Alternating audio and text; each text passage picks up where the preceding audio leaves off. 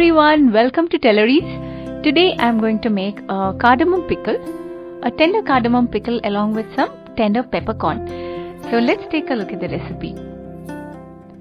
I am going to pluck a couple of tender peppercorns. You see the tender ones here. Next, let's go and pluck some birdside chilies. So I'm plucking some ripe birdside chilies, just a few. For the pickle, I'm plucking only a few because we have just a few pods of cardamom, tender cardamom pods. I couldn't go and pluck it myself because it's raining. So some other day I'll show you a video of the cardamom plant. So now we have the tender peppercorns and the ripe birdside chilies. Now let's go and pluck some curry leaves.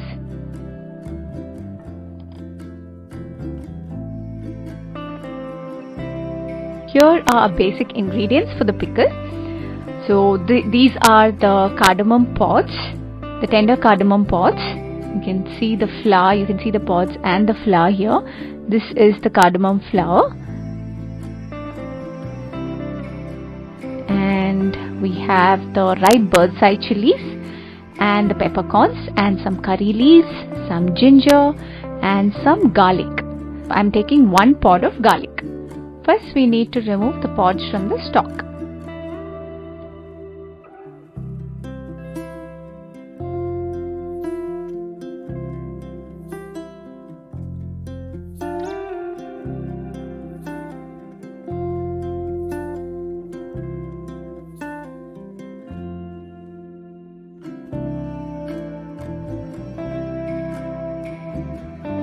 This is the amount of cardamom pods we have after removing from the stalk.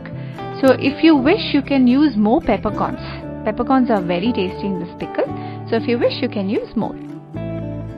After rinsing the cardamom pods, I am going to soak them in water for some time. Just in case there is any more mud stuck on the cardamom pods, that can be removed after the soaking.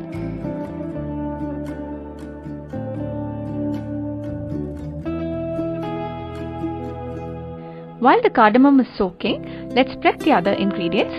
Now I'm going to peel the garlic and the ginger. After soaking it for 10 to 15 minutes, I've rinsed it well and now I'm keeping it for steaming. So we'll steam it for around 10 to 15 minutes again. While that's steaming, now let's make the masala or the gravy for the pickle. I'm using 1.5 tablespoons of pickle powder, 1.5 tablespoons of Kashmiri chili powder. Next, let's soak this in vinegar. So I'm going to use 2.5 tablespoons of vinegar for now. Looks like we can add a little more, maybe half a tablespoon more of vinegar to soak it very well.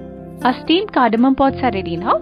So we can open it and allow it to dry. You can even pat it dry with a clean piece of cloth. Now that we have all our ingredients ready, let's start cooking the pickle. So heat an earthen pot and pour some gingerly oil into it. We use gingerly oil for all our pickles because it's very good for preservation and for health. The oil is hot now, so let's add some mustard seeds to splutter. So I'm adding 1 teaspoon of mustard seeds here. Our mustard is spluttering now, so let's add a pinch of asafoetida, some curry leaves, our sliced garlic, ginger and a couple of green chili slit and our birdside chilies.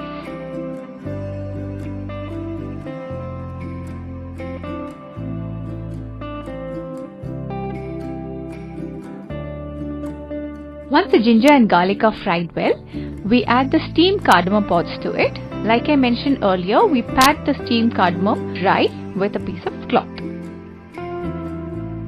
And then we add the peppercorns. Fry them well and add some salt. I'm adding half a teaspoon of salt now. We can add the remaining salt later.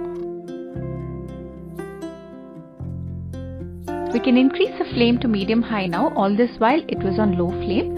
Now we can fry it well and then add the soaked masalas. As you can see here, the ginger and garlic are fried very well. So now let's add the soaked masala. But make sure you reduce the flame to low because when there's chili powder, you add it on high flame, it tends to get burnt. As mentioned earlier, for the masala, we've used 1.5 tablespoons of pickle powder, 1.5 tablespoons of chili powder, Kashmiri chili powder, and 3 tablespoons full of vinegar. Stir it very well and mix it all together. You can check the salt now and add more if required. You can also check the vinegar. If you like it a little more sour, you can add some more vinegar. And if the oil is less, you can always heat a little bit of oil and pour it along with this. It's always good to have oil floating on top of your pickle once it's bottled, because that means your pickle is safe. It holds good for your mango pickle or any other pickle, fish pickle. If there's oil floating on top, that means there will not be any fungus on top. And especially since it's gingerly oil, it's a very good preservative and it ensures that your pickle stays safe and preserved. I just tasted the pickle and the pickle requires a little more salt, so I'm going to add a couple of more teaspoons of salt to this. And 2 more teaspoons of vinegar.